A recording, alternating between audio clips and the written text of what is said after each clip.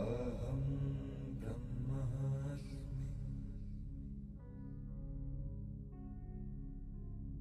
Aham Brahmasmi.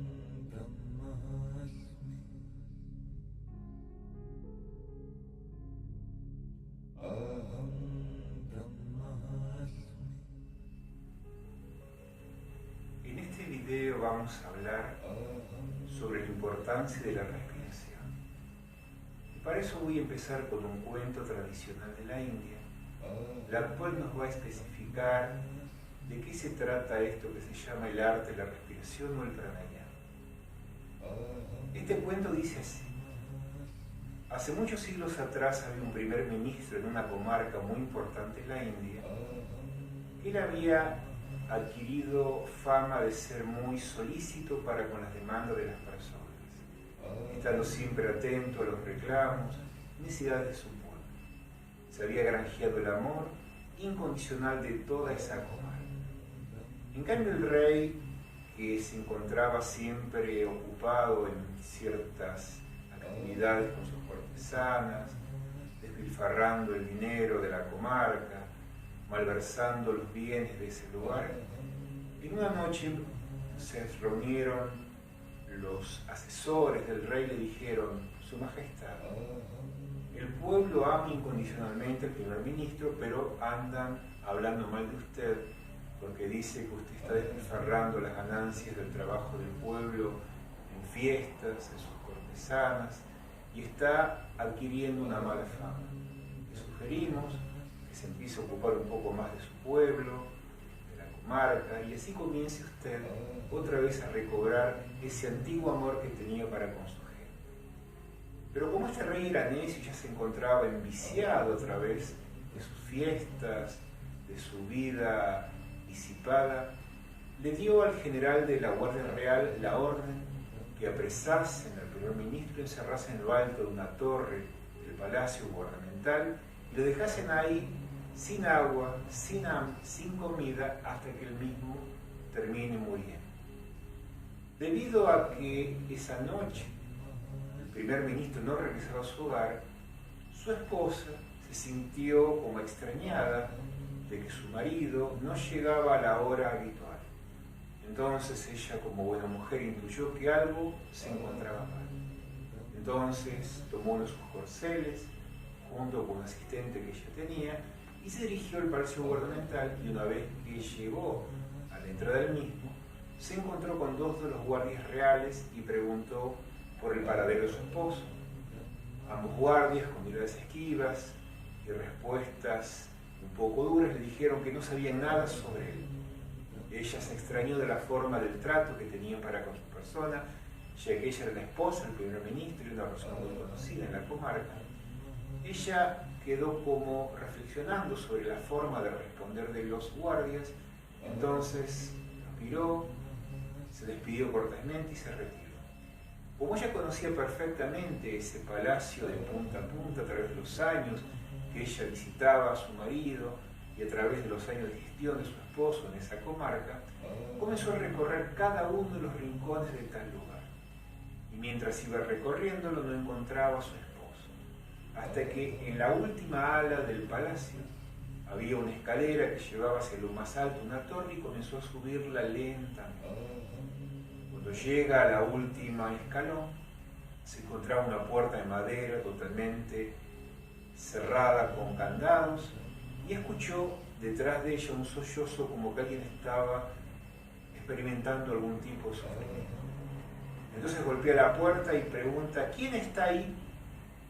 Y al rato se escucha una voz que dice: ¿Lila, eres tú? Sí, Ramesh, soy yo, tu esposa. ¿Qué te ocurre? ¿Por qué estás ahí? ¿Qué son esos sollozos? Y le dice: mira, el rey me apresó y quiere que yo me muera en este lugar de inanición, sin agua y sin comida, porque él está celoso de mi actividad en esta comarca. Por favor, querida, te voy a pedir lo siguiente para que pueda encontrar yo la liberación de este presidio. Mañana, a esta misma hora, sin que nadie te vea, traeré los siguientes elementos para que yo pueda escaparme de este sufrimiento y de este dolor. Vas a traer un escarabajo, un hilo de seda, una cuerda y una soga. y también traerá junto con ello un pote de miel. La mujer quedó extrañada ante semejante solicitud, ya que un escarabajo, un pote de miel y un hilo de seda, ¿para qué le serviría? Y le pregunta, ¿pero para qué es todo eso? Por favor, vete ya antes que te agarren los guardias, porque si no te van a apresar junto conmigo y terminarás con mi misma suerte. Entonces ella se retira, vuelve a su hogar, y entonces esa noche se encarga de encontrar aquellos elementos que su marido le había pedido. Al otro día se presenta a la misma hora de la noche y le dice, ¿qué hago? Le dice, por favor, baja otra vez, no acá en la puerta, sino ve a la base de la torre afuera y trata de mirar hacia mi ventana. Ella baja otra vez, va a la base de la torre y desde ahí comienza a mirar hacia arriba y dice, bueno, ¿y ahora qué hago? Escucha con atención. Toma el escarabajo y en su cuerno úntele una gotita de miel para que por el olor dulce lo comience a seguir despacito hasta llegar hacia mí. Pero antes que comience el escarabajo su caminata hacia mi ventana, te voy a pedir que por favor, en la patita de atrás, con suma delicadeza, le ates el hilo de seda. Y mientras el escarabajo vaya subiendo, tú irás soltando el hilo hasta que el mismo pueda llegar hacia mí. Eso hizo ella, untó la gota de miel en el cuerno del escarabajo, ató la cuerda de seda suavemente en la patita de atrás y el escarabajo despacito iba subiendo, hasta que llegó a la ventana. Le dice, ¿y ahora qué hago? Le preguntó ella a su marido. Le dice, por favor, ahora con mucha sutileza ata la cuerda en la punta de la seda y mientras yo la voy subiendo, trata de ir soltándola de a poco para que no se corte por el peso. Entonces él comenzó a jalar el hilo de seda, iba subiendo muy despacito, mientras su esposa iba soltando la cuerda para que por el peso el hilo de seda no se corte. Una vez que la cuerda llegó hacia la ventana, le dice, ¿y ahora qué hago? Ahora ata la soga. Ató la soga en la cuerda, la subió, la ató una reja y el primer ministro se escapó. ¿Qué significa todo? ¿Cuál es la metáfora o la fábula de este cuento? El escarabajo representa la práctica, la persistencia, la constancia que va hacia una dirección, guiado por la dulzura del conocimiento, la sabiduría, que en este caso representaría el ángel, que sería la instrucción que recibe el discípulo para poder llegar hacia esa gran ventana, donde desde allí uno salta hacia la liberación. El hilo de seda que representa la respiración. Es algo muy finito que uno ni siquiera se da cuenta que lo hace, pero sin embargo, cuando esa respiración es constante, sostenida, que sigue persistiendo, al igual que el escarabajo en su ascenso hacia la liberación, comienza esa hilo de seda a tomar la cuerda del cuerpo, ya que el cuerpo es condicionado o subordinado por el arte de la respiración. Y cuando el cuerpo logra esa armonización, inducido por la práctica respiratoria, entonces el cuerpo logra así tomar la soga de la mente, la cual nos permite el gran salto hacia la liberación. ¿Y esto por qué lo estamos explicando en este video? Porque justamente un texto antiguo del que se fundamenta nuestra práctica del Jnana Yoga es un texto maravilloso que en su momento lo irán a recibir, que se llama el Yoga Vajista. El Yoga Vajista dice, el control de la respiración más el estudio de las escrituras que hablan sobre este conocimiento y la asociación con los sabios permite a uno liberarse en muy poco tiempo, y no en el curso de muchos años, sino que en poco tiempo, por el control de la respiración, la asociación con los sabios y el estudio de las escrituras, uno logra alcanzar la liberación o el moksha. Ahora bien, vamos a hablar un poquito sobre lo que ahora nos compete en este video, que es la respiración. Los yogis dicen que uno piensa como respira o respira como piensa. Es decir, que un pensamiento, por ejemplo, de angustia, agresivo o violento, tiene una forma de respiración que es de modalidad errática, rápida, rítmica, lo cual esa modalidad respiratoria induce al cuerpo a un cambio químico, que se lo conoce como acidificación sanguínea. Cuando una persona respira de una modalidad arrítmica, acelerada, superficial, la sangre propende a acidificarse. Y hoy nos enseña en la fisiología que cuando la sangre se acidifica, eso genera lo que se conoce como un distrés químico nervioso. Un distrés es esa tensión anómala y patológica que cuando uno la experimenta se siente mal y eso propende al desequilibrio, la desarmonía y también a alcanzar la insalubridad. Entonces, cuando uno respira de la forma correcta, que es de forma profunda, lenta, rítmica, se produce lo contrario, es decir, la sangre se va alcalinizando y se experimenta lo que se llama un eustrés químico nervioso. El sufijo eu en griego significa gozo y placer, lo cual cuando uno respira acorde las prescripciones de las reglas del yoga, uno automáticamente se relaja, se siente mucho más sano y su mente se calma y se estabiliza. Por esa razón van a recibir video con un audio que se llama la respiración básica o reeducación respiratoria, que tiene los siguientes ejercicios: la respiración ventral, la respiración rítmica 2-4 y la respiración triangular 2-8-4. Ahora paso a explicar a qué se refiere cada uno de estos tres ejercicios. La respiración ventral es aquella donde uno dirige el aire hacia la zona más baja del tronco, donde se encuentra la franja del abdomen, ya que esa zona tiene la mayor expansividad en cuanto uno respira. Cuando uno respira de manera ventral, el aire entra en mayor volumen a nuestros pulmones y a la vez ayuda a que el diafragma tenga un mejor registro de movimiento, lo cual ese movimiento del registro del diafragma relaja los intestinos y permite un mejor estado funcional en el sistema digestivo, lo cual también es muy importante para alcanzar una buena respiración y también un estado de relajación profunda. Cuando uno adquiere la destreza de la respiración ventral, pasamos al segundo ejercicio, que se fundamenta en la primera ley del yoga, que dice que la exhalación tiene que duplicar a la inhalación, porque cuando esto así se produce, se genera un efecto sedativo, relajante en todo el sistema nervioso. Es decir, que cuando yo exhalo en el doble de lo que inhalo, estamos cumpliendo ese objetivo de alcalinizar la sangre, la cual, al estar alcalinizada, automáticamente el cuerpo experimenta, como recién dije, un eustrés químico nervioso, que significa un estado de gozo corporal inducido hacia un estado de relajación profunda. Ahora bien, cuando uno adquiere la habilidad de exhalar en el doble de lo que inhala, uno pasa al tercer ejercicio, donde ya tiene la categoría de pranayama. La palabra prana significa energía, pero energía de la mente, ya que esta energía es aquella que mueve o condiciona o subordina a la mente. Y yama significa control o administración o gestión. Es decir, que para que una respiración sea un pranayama tiene que tener la siguiente condición: tiene que haber una retención de aire, que es lo que se llama una disnea. Es decir, que cuando yo inhalo, tengo posteriormente que retener el aire un tiempo determinado y después exhalar. ¿Y esto qué es lo que hace? No solamente estimula la alcalinidad de la sangre, sino que ayuda a partir de la retención, que en yoga se le llama técnicamente con la palabra sánscrita kumbhaka.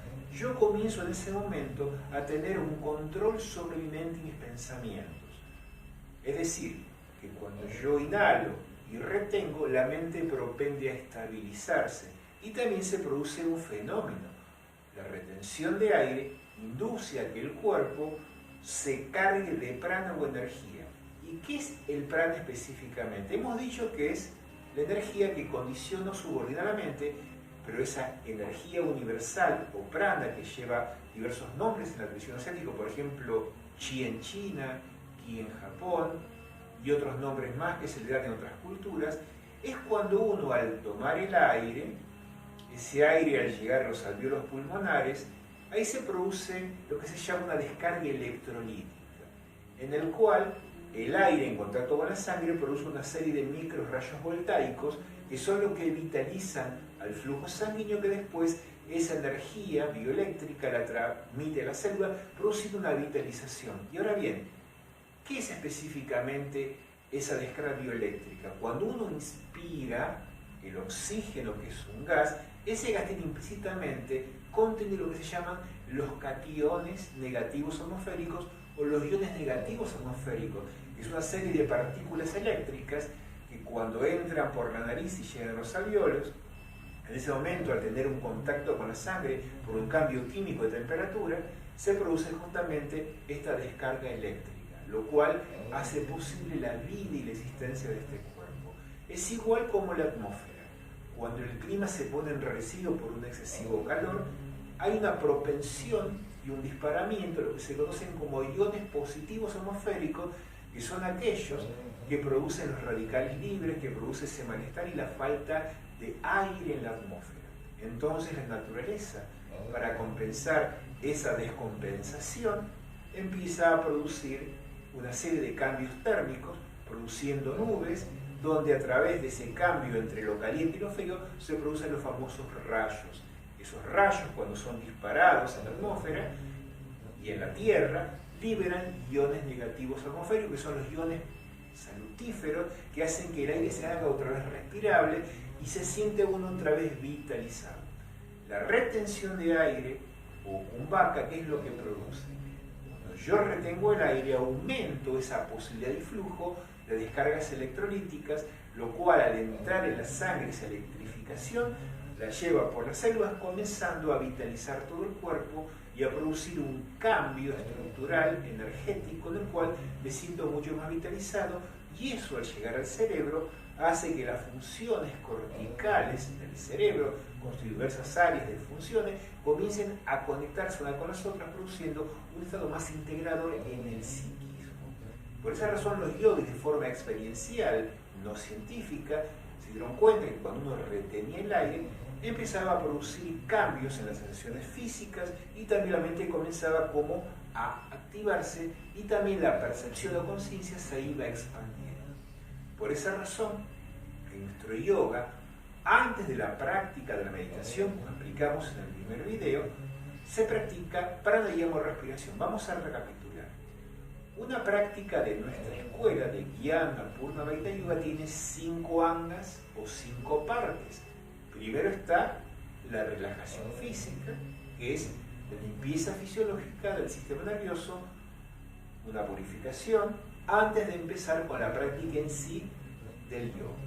Después, segunda anga, recordamos, que era el aplanamiento articular para que las vísceras del cuerpo se lubriquen y entonces tengamos una mejor funcionalidad muscular y también a través de la estructura ósea para la práctica de asanas.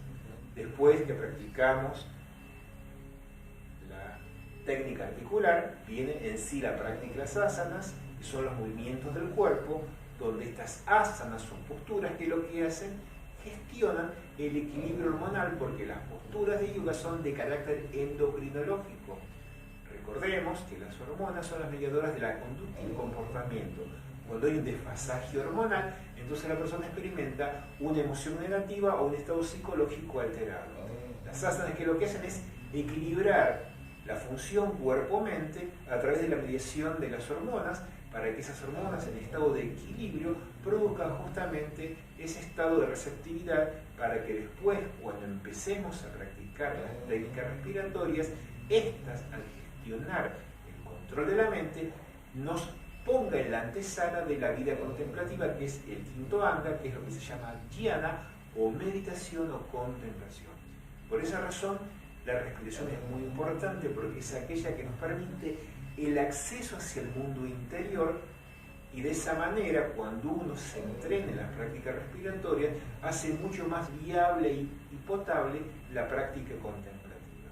Ahora voy a explicar algo muy importante que hace más eficiente la práctica en cuanto al control del cuerpo y de la mente. Ustedes van a observar que si tengo un orificio nasal, por ejemplo, como hago ahora, inspiran, después lo hacen con la otra, van a notar que hay una que siempre está un poquito más cerrada y la otra más abierta. el cuerpo humano, en una relación y vínculo con la naturaleza, que lo llaman los biociclos, y también lo que se conoce en medicina como los ritmos circadianos, cada 2 horas aproximadamente hay un orificio que se abre más y el otro que se cierra. Y al cabo de ese tiempo, este se va cerrando y el otro se va abriendo. Ese equilibrio o esa oscilación, ¿qué es lo que hace? Produce justamente un movimiento interno de energía a través de lo que se conoce en los nadis, que son aproximadamente, según la tradición oriental, 72.000 canales de energía que fluyen en lo que se conoce del Sukshma Sharira o cuerpo sutil. Es decir, que hay una polaridad del orificio nasal izquierdo que se lo conoce como Chandra Nadi o canal lunar o canal femenino o canal frío. En cambio el derecho se lo conoce como Surya Nadi o canal caliente o canal solar, que es el que está asociado al movimiento, a la acción y a la fuerza. En cambio el orificio nasal izquierdo está asociado a la tranquilidad, a la calma y es el más propenso, por ejemplo, para relajarse, para meditar y para descansar. Entonces, ¿qué es lo que ocurre? Si yo quiero que mi práctica sea eficiente en cuanto a la relajación y a la meditación, tiene que haber una condición. El orificio nasal izquierdo sea el preponderante o el dominante. Y en caso de que cuando yo antes de la práctica me inspeccione mis orificios nasales y note que el que está más abierto es el derecho, que es el que está asociado a la acción, al movimiento y a la fuerza, si yo practico la relajación y la meditación con el derecho como dominante, mi práctica no va a ser tan fructífera. Entonces, ¿qué es lo que hago? ¿Cómo puedo abrir el orificio nasal izquierdo en pocos segundos o en poco tiempo para que sea el dominante en cuanto al movimiento energético? Porque recordemos que el canal del orificio nasal izquierdo, que es el lunar o Chandranadi, como se dice en yoga, que es el asociado al relax, al silencio, a la calma, lo voy a activar de la siguiente manera. Me voy a recostar en la cama o en una colchoneta o en el piso, de costado con el brazo derecho estirado. Entonces apoyo mi oreja derecha sobre el hombro derecho, recostado, y dejo que el orificio nasal izquierdo esté hacia arriba. Y así me quedo por 3 minutos. Acá en los 3 minutos, este orificio nasal derecho, que estaba más abierto, comienza a cerrarse y se abre el izquierdo. Una vez que pase tiempo, me siento, inspecciono que se haya abierto bien, y una vez que está abierto, entonces recién ahí practico los ejercicios respiratorios que se va a enviar a través del audio, como también vamos a enviar una práctica de meditación guiada, que también para poder realizarla uno tiene que tener como condición activado y abierto el orificio nasal izquierdo o el Chandra. Por eso es muy importante que tengan esto en cuenta. Las prácticas de yoga, como una vez se dijo en un congreso internacional, se decía que es más semejante a las matemáticas que, por ejemplo, a la psicología, por la sencilla razón que dicen. La psicología en muchos casos puede ser, a lo mejor, sería, tal vez, quien te dice, puede ser. En cambio, las matemáticas tienen una función, que si yo coloco un número más un signo y otro número, va a dar un resultado específico y no una especulación o una aproximación. Dice que el yoga, decían los expertos, se asemeja más a las matemáticas, porque cuando yo hago un paso tras otro paso, da como efecto un resultado específico. Y en caso que ese resultado no se dé, es porque hemos fallado en uno de los puntos de la ecuación. Entonces, si yo practico relajación y no me relajo, o si me siento a meditar y no siento que estoy meditando, es justamente porque uno de los factores no ha sido contemplado. Por ejemplo, la activación del orificio nasal izquierdo, que es el que me induce a que mi cuerpo y mi energía, por su vibración energética, sea inducido ¿a qué? A la relajación, a la calma, a la serenidad. En cambio, cuando voy a practicar asanas o posturas de yoga, ahí tengo que activar el orificio nasal derecho, que es el que se llama Surya Nadi o canal solar, que es el que genera la fuerza, el movimiento, el calor y la actividad. Si cuando termino mi práctica de relajación y hago mi trabajo articular, otra vez me inspecciono los orificios nasales, y si noto que ya se abrió el derecho entonces directamente practico mi secuencia postural. Y si no se abrió el orificio nasal derecho, ¿qué es lo que hago? Me recuesto del lado izquierdo, coloco mi cabeza de costado, dejando el orificio derecho arriba, y al cabo de 3 minutos se abre. Una vez que se abre, recién practico mi secuencia, como van a ver en este primer ciclo, lo que se llama el Sukshma Vyayama, que son técnicas de respiración también fuerte, con movimientos corporales específicos, que son al fin de que eso mueva y genere un calor que va a desintoxicar y a quemar toxinas que haya dentro de nuestro organismo, produciendo esto un efecto de gran salud. Entonces tengamos esto en cuenta. Para relajarnos, para respirar, para meditar, orificio nasal izquierdo o Chandranadi. En cambio, para la práctica de asanas, para caminar, para correr, para estudiar, todo aquello que implique actividad, orificio nasal derecho o Suryana. Por eso a través de este video le estamos explicando los primeros pormenores que hay que tenerlos bien en claro para que la práctica sea muy eficiente. Ahora voy a explicar en el mismo lo que es la meditación. La meditación está en el quinto ángulo, la quinta y última parte, que es simplemente un sucedáneo de la práctica respiratoria, en el cual, como ya hemos aclarado, tiene que en ese momento dominar o preponderar el orificio nasal izquierdo Chandranadi. Ahora bien, el video que van a recibir, de aproximadamente unos 23 minutos, lo van a utilizar no solamente en el conjunto de los panchakas, es decir, relajación, trabajo articular, posturas de yoga, respiración y meditación, sino que también lo van a practicar solos en una segunda instancia, fuera del contexto, por ejemplo en otro momento del día, ya que se prescribe que para que la meditación pueda tener un efecto positivo en el mundo psicológico, hay que practicar un mínimo 2 veces por día, más o menos 20 minutos cada práctica. Entonces, van a recibir un video en el cual ustedes van a ser acompañados a través de un mantra, que es el mantra Aham Brahmasmi, que viene de una antigua tradición sánscrita, que es una Mahabhagya de los Vedas. Los Vedas son las escrituras más antiguas de la humanidad, en el cual ahí nace y surge por primera vez el yoga en la humanidad. Y un Mahabhagya es una gran sentencia, la cual, con una fórmula, como un mantra, resume todo el contenido de esa escritura que a través de miles de himnos y miles de versos explicaba un aspecto de la realidad profunda. Entonces, ese mantra resume ese conocimiento y me induce a adquirir ese conocimiento simplemente por la recitación o la repetición. Aham Brahmasmi en sánscrito significa yo soy la más pura existencia y soy en esencia la totalidad del universo que coexiste y habita dentro de mí. Y ese mantra me va a ayudar a elevar mi conciencia, expandirla, a sentir una conectividad con el todo.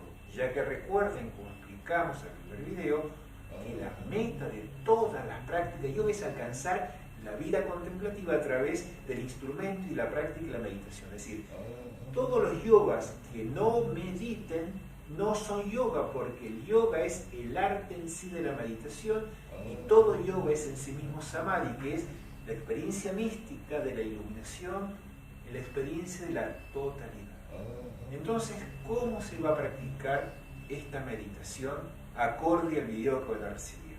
Observen.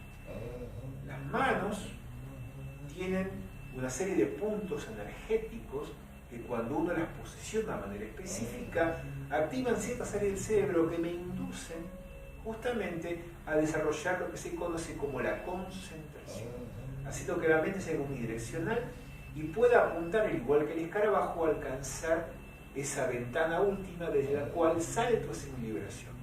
Entonces el mudra para esta práctica se lo conoce con el nombre de Arunachala Shiva Mudra y es de la siguiente manera. Ambas manos, los dedos pulgares, van a unirse a los dedos anulares generando una ligera presión. Entonces vamos a ver que los dedos índice y mayor y los meñiques quedan sueltos. Entonces se va a hacer lo siguiente. Se va a colocar la mano derecha abajo y la izquierda arriba, se va a hacer este encastramiento y estas manos se colocan cerca del vientre en esta posición. Una vez que está este sello activado, a partir de ahí empezamos a sentir de a poquito que el cerebro comienza a conectarse a través de esta postura de manos con áreas que habitualmente se encuentran dormidas. Y quisiera hacer una salvedad. Hace muchos años atrás, en el año 83, yo estuve por primera vez en la India, y una vez en un ashram se le preguntaba a un maestro qué eran esos mudras que figuraban en esas iconografías de una serie de imágenes de santos o de místicos como estatuas, donde había muchas formas de gestos de manos. Entonces él dijo, los gestos de manos o los mudras es semejante a un teclado de una computadora. Cuando yo cliqueo una tecla, se libera una información como un link que genera un conocimiento. Entonces, las manos son el teclado del cerebro humano. Cada posición que yo coloque en mis manos activa un área de mi cerebro específica, produciendo que se libere y se abra una información implícitamente contenida o escondida. Entonces, cuando yo utilizo el Arjuna Chakashiva Mudra, eso me va a abrir a los áreas corticales que tienen que ver con el conocimiento de sí mismo. Como explicamos en el primer video, ese conocimiento guía no es un conocimiento intelectivo, sino que es una revelación profunda e intuitiva de nuestro propio ser. Entonces voy a colocar como segunda instancia, una vez que me posicione con las manos ahí, la lengua en el paladar. ¿Por qué razón mi lengua va a tocar el paladar? Esa lengua también es como un mudra, pero de lengua, al igual que las manos, que se llama Uchari Mudra. ¿Y por qué se hace eso? Nos enseña la fisiología energética. La lengua en el paladar, al igual que las manos, son formas de conectar áreas energéticas del cuerpo. Es decir, la punta de la lengua es el inicio de un meridiano que se llama vasoconcepción en la medicina tradicional china, que en el yoga se le llama Chandranadi, que es regente del orificio nasal izquierdo. Ese nadi o ese canal nace en la punta de la lengua, baja por la zona frontal del cuerpo y termina en el perineo, que es el punto medio entre el órgano sexual y el orificio anal. Y en el perineo surge el otro meridiano que sube por toda la columna, que pasa por detrás de la coronilla, por la zona frontal de la cabeza, detrás de la frente, pasa por la nariz y termina el paladar. Entonces, cuando la lengua se conecta al paladar, se produce una conexión de ambos meridianos, que es un fenómeno que los orientales llaman órbita microcósmico, pequeño circuito celestial, donde esa energía comienza a circular, empieza a moverse en este sentido, asciende por la columna, baja por la paladar y la lengua, y así va circulando. Esos dos meridianos son como dos avenidas, donde están transversados por otros miles de meridianos que toman la energía de esos dos principales. Cuando mi lengua toca el paladar, yo hago una conexión de esas dos fuerzas que hacen que los otros meridianos se conecten y mi conciencia se expanda. Entonces vamos a otra vez a especificar bien esto para que quede claro. La columna vertebral, que es el meridiano Surya Nadi, está asociado al orificio nasal derecho. Y el frontal, el de la lengua hasta el perineo, está asociado al Chandranadi, orificio nasal izquierdo. Por esa razón, fíjense algo muy interesante, que cuando hay una disfunción en algunos de los meridianos, por ejemplo, en el meridiano vasoconcepción, que es asociado al orificio nasal izquierdo, que es el lunar, los seres humanos se hacen estériles y no pueden procrear o tener hijos. Cuando ese meridiano es reconstituido por diversos tipos de prácticas, entonces la función de la procreación se hace posible. Ahora vamos a otra vez a explicar lo que estábamos diciendo.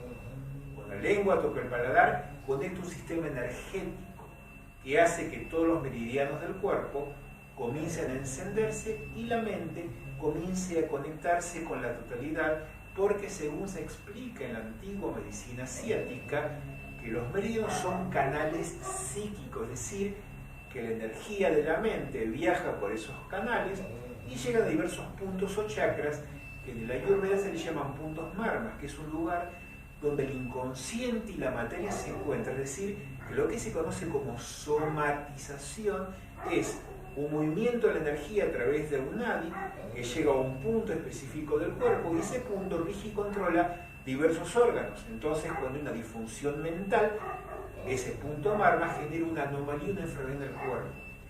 Cuando uno hace que la energía circule, como expliqué también en el video anterior, hace que la energía al moverse uno se sienta sano. Es decir, la ecuación es muy simple. Para los orientales, con la energía se estanca, uno se enferma. Con la energía circula, uno se sana.